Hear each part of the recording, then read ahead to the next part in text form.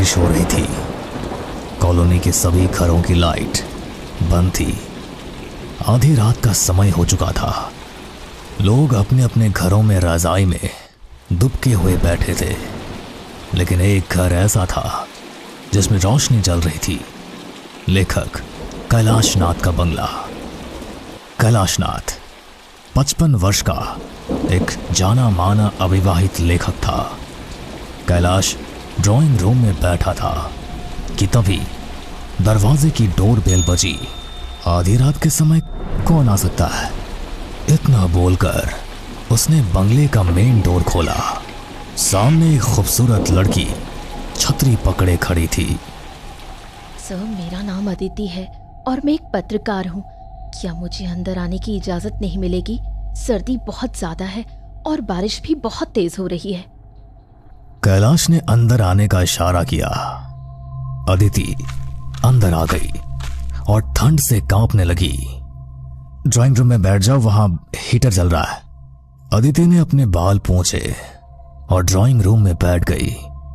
कुछ देर बाद Kailash 2 cup coffee लेकर आया और 1 कप अदिति को पकड़ा दिया। बताइए, इतनी रात गए आप मेरे बंगले में क्या कर रही हैं? मैं हमेशा से आपका इंटरव्यू लेना चाहती थी। कई बार अपॉइंटमेंट लेने की कोशिश की, लेकिन मिला नहीं। सोचा आपके घर पर आ जाऊं, क्योंकि ऑफिस में तो शायद ही मौका मिल पाए। तो तुम इंटरव्यू लेने के लिए आधी रात को मेरे घर चली आई? खैर छोड़ो, बताओ तुम्हें क्या पूछना है? देखिए, आपके ज्यादातर हॉरर नॉवल काल्पनिक होते हैं, परंतु कुछ महीने पहले ही आपका एक हॉरर नॉवल पब्लिश हुआ, छलावा। उसने देश विदेश में धूम मचा दी। उसे पढ़कर मैं आपसे मिलने से खुद को रोक नहीं पाई। मैं केवल आपसे ये जानना चाहती हूँ कि उसमें जो आपने 1990 की घटना लिखी है, क्या वो सच थी? क्या आपने अपनी आंखों से छलावे को देखा था? ये सुनकर कैलाश की आंखों में एक विचित्र सा डर उतर आया। कुछ पल बाद उसने खुद को संभाल लिया। तुम बहुत मेहनत करके मेरे घर तक पहुंची हो। अगर कोई और पत्रकार पूछता तो मैं कभी जवाब नहीं देता, पर सच कहूं तो बरसों से एक राज अपने सीने में दबाए बैठा हूं जो मुझे सोने ही नहीं देता। मैं तुम्हें बताऊंगा। तुम चाहो तो इसे आर्टिकल के रूप में पब्लिश भी कर सकती हो। कैलाश कुछ पल चुप रहा, फिर धीमे स्वर में बोला, दरअसल ये बात 1990 की है। हमारे 4 दोस्तों का एक ग्रुप था। मैं, नितिन, विवेक और पूजा। नितिन एक छोटे से पहाड़ी इलाके का रहने वाला था। मुझे याद है, फाइनल एग्जाम के बाद हमने तय किया था कि कुछ दिन हॉस्टल में रुककर फिर घर जाएंगे, मगर अचानक नितिन को घर से फोन आया और वो अपने गांव चला गया। पूजा और विवेक अलग अलग उपन्यास पढ़ रहे थे। अरे यार, तुम दोनों नोवेल ही पढ़ते रहोगे या फिर कहीं घूमने भी चलोगे? अरे घूमने का मजा तो तब आता है जब नितिन हमारे साथ होता है। तभी हॉस्टल का चौकीदार दरवाजे पर आकर बोला, कैलाश, तुम्हारा दोस्त नितिन का फोन है, वो तुमसे बात करना चाहता है। कैलाश तुरंत चौकीदार के साथ बाहर चला गया और फोन उठाकर बोला, हेलो नितिन। अरे क्या हुआ यार, अचानक से तेरे घर से फोन आया और तू बिना बताए चला गया? मेरी बात ध्यान से सुन। असल में मेरी बहन रीमा की शादी अचानक तय हो गई है और मुझे भी यहाँ आकर ही पता चला। तू एक काम कर, कल सुबह पूजा और विवेक को लेकर मेरे गांव आ जा। अरे तो कल सुबह क्यों? वैसे भी हम आज बोर हो रहे हैं, तो हम आज ही निकल जाते हैं। अचानक नितिन की आवाज में डर उतर आया। नहीं नहीं, देख, अगर तुम अभी निकलोगे तो ट्रेन शाम 6 बजे उतारेगी और शाम 6 बजे के बाद हमारे यहाँ तांगे नहीं मिलते। मैं तुझे लेने भी नहीं आ पाऊंगा। अरे पर क्यों? क्या तुम्हारे यहाँ रात में मेहमान को रिसीव करने का रिवाज नहीं है? अरे नहीं यार, ये गांव है। हमारे गांव में बहुत समय से एक छलावे का आतंक है। कहते हैं उस छलावे की नजर जिस किसी इंसान पर भी पड़ जाती है, वो उसका कभी पीछा नहीं छोड़ता। इसलिए भूल से भी दोपहर की ट्रेन मत पकड़ना। इतना कहकर नितिन ने फोन काट दिया। कैलाश चुपचाप कमरे में लौट आया और सारी बात अपने दोस्तों को बताई। यार, ये गांव वाले भी खूब हैं। टेक्नोलॉजी आसमान छू रही है, लेकिन ये अभी तक भूत प्रेत पिशाच और छलावे से बाहर नहीं आ पाए। हाँ, एक काम करते हैं, हम आज दोपहर की ही ट्रेन पकड़ते हैं और सीधा नितिन के गांव पहुंच जाते हैं। शाम को जब हम उसके गांव पहुंचेंगे तो गांव वालों के लिए सरप्राइज होगा। कि 3 शहरी दोस्त बिना किसी छलावे के डर के पहुंच गए।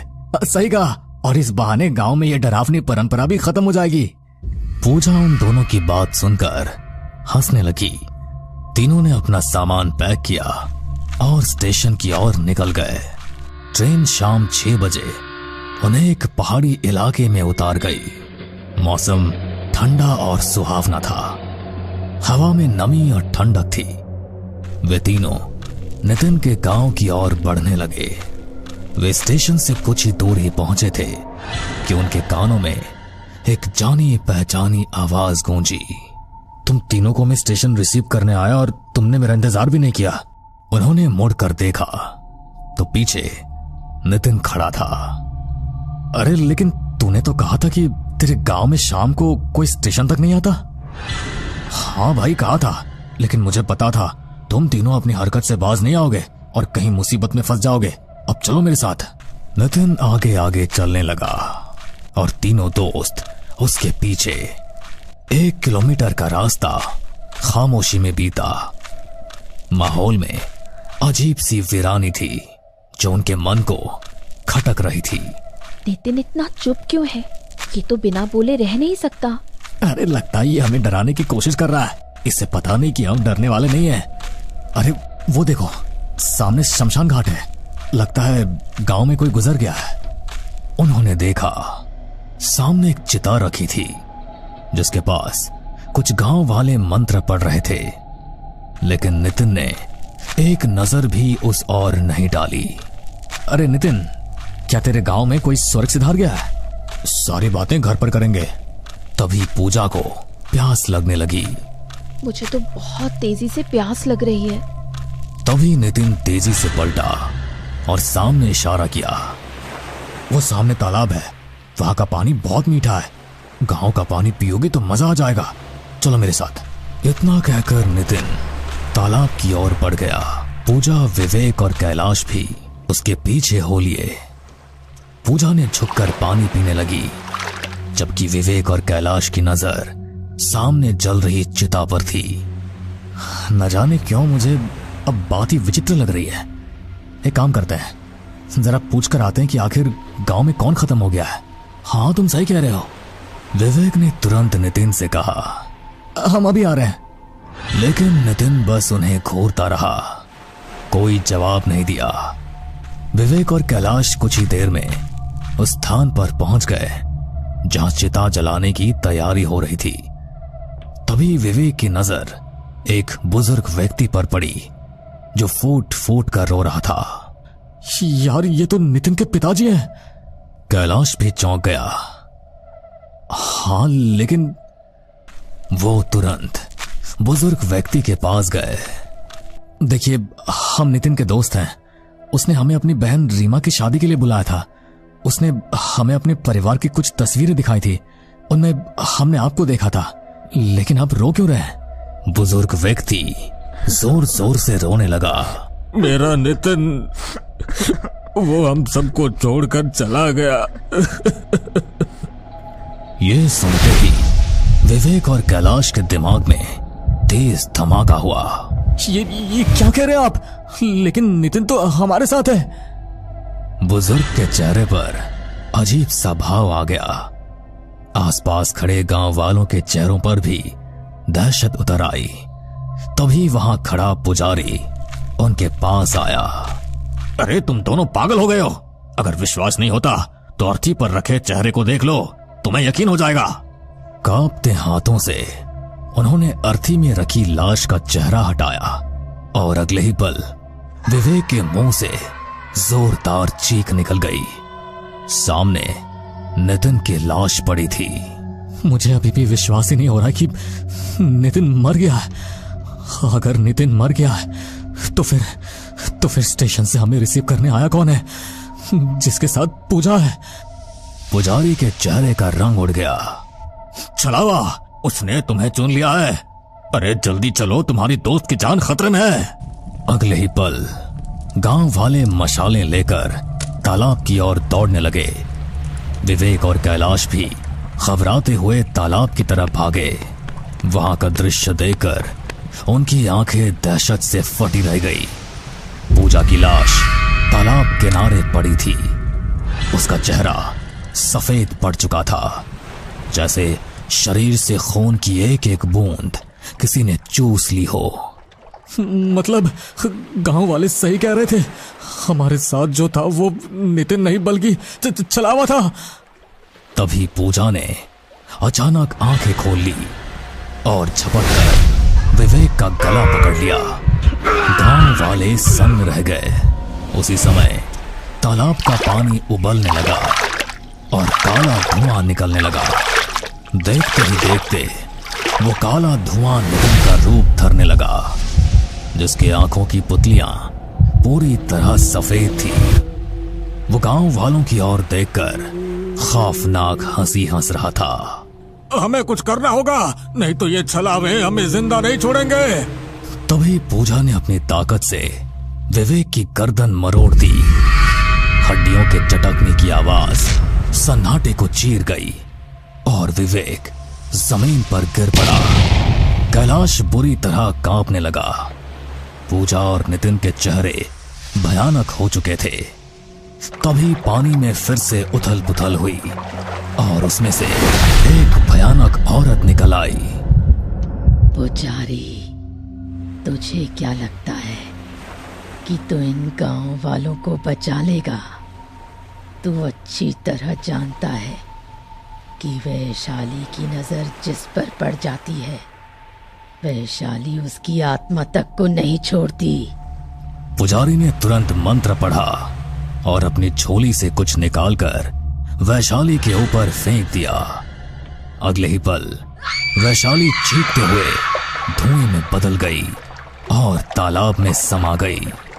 वैशाली के तालाब में जाते ही पूजा और नितिन भी तालाब में कूद गए। कुछ देर के लिए मैंने इन छलावों को रोक दिया है। अगर तुम सबको अपनी जान बचानी है तो यहाँ से कुछ दूर मंदिर है, चलो। सभी लोग दौड़ते हुए मंदिर की ओर भागे। विवेक अभी भी बुरी तरह कांप रहा था।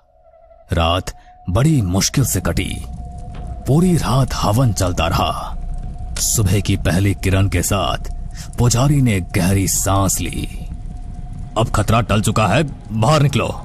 सभी लोग मंदिर से बाहर आ गए। पुजारी ने कैलाश को देखते हुए गंभीर स्वर में कहा, तुम्हारे दोस्त अब मर चुके हैं और यहां कभी वापस मत आना। इतना कहकर पुजारी ने कैलाश को एक अभिमंत्रित धागा थमाया। इसे अपने शरीर से कभी अलग मत करना और एक बात याद रखना, छलावा तुम्हारा पीछा कभी नहीं छोड़ेगा। मैं अभी भी नहीं समझ पा रहा, ये किस तरह का छलावा है? बरसों पहले हमारे गांव में एक जादूगरनी थी, नाम था वैशाली। वो काला जादू करती थी। एक दिन गांव वालों ने उसे तालाब के किनारे जिंदा जला दिया, मगर मरने के बाद भी वो इस दुनिया से नहीं गई, बल्कि छलावा बन गई। उसकी शक्ति ये है कि जिस किसी को भी वो मारती है उसे मुक्ति नहीं मिलती, बल्कि वो भी छलावा बन जाता है, जैसे तुम्हारा दोस्त नितिन, पूजा और विवेक। कैलाश की सांस रुक रुक कर चल रही थी। याद रखना, वैशाली एक दिन तुम्हारी आत्मा लेने भी जरूर आएगी, लेकिन जब तक तुम्हारी कलाई में यह धागा रहेगा तुम बिल्कुल सुरक्षित हो। तभी नितिन का पिता रोते हुए पास आया। हमारे गांव में टेलीफोन की सुविधा नहीं है। नितिन तुम लोगों को ही फोन करके स्टेशन ही गया था, मगर रास्ते में जंगली भेड़िया आ गया, वो छुप गया। लेकिन जब तक भेड़िया गया शाम हो चुकी थी। तालाब के पास से गुजरते हुए छलावे ने उसे पकड़ लिया और उसे मार डाला। तुम्हारे आने से कुछ देर पहले ही नितिन मर चुका था। कैलाश भारी कदमों से वहां से निकल गया। कैलाश कांपते हुए बोला, आज भी जब उस घटना के बारे में सोचता हूं तो रोंगटे खड़े हो जाते हैं। यकीन करना मुश्किल है कि जो कुछ मैंने अपनी आंखों से देखा वो सच था। मैं अपने दोस्तों को बहुत याद करता हूं। क्या आपको लगता है कि वो छलावा अभी भी आपके पीछे आएगा? वैसे आज आपने वो धागा नहीं पहना। कैलाश चौंक गया। उसने अपनी कलाई देखी। सचमुच धागा वहां नहीं था। तभी अदिति का चेहरा भयानक हो गया। उसकी आंखें सफेद हो गई, होंठ नीले पड़ गए। शायद तुमने पंडित की बात ध्यान से नहीं सुनी थी। उसने कहा था अगर वैशाली किसी को एक बार देख ले तो उसका पीछा कभी नहीं छोड़ती। तुमने तो अपने दोस्त के गांव की सुध तक नहीं ली। अब वो गांव सिर्फ इतिहास में है। वहां एक भी घर नहीं, सिर्फ चिताएं और शमशान है। अदिति की आवाज और गहरी, ठंडी हो गई। तुम्हारे दोस्त तुम्हें बहुत याद करते हैं। वो तुमसे मिलने के लिए तड़प रहे हैं। अचानक बंगले में एक चीख गूंज उठी जिसने सन्नाटे को चीर दिया। अगली सुबह पुलिस ने कैलाश की लाश उसी के बंगले में पाई। उसका चेहरा डर से विकृत था और आंखें पूरी तरह खुली हुई। छलावा जिसे एक बार देख लो वो तुम्हारी आखिरी नजर बन जाती है। कुछ साए सिर्फ अंधेरे में नहीं होते, वो तुम्हारे साथ चलते हैं हमेशा के लिए। यदि आपको ये कहानी अच्छी लगी हो तो हमें सब्सक्राइब करें। हम जल्द ही एक और नई डरावनी कहानी लेकर आ रहे हैं। कहानी को सबसे पहले देखने के लिए हमारे नोटिफिकेशन को ऑन कर लें।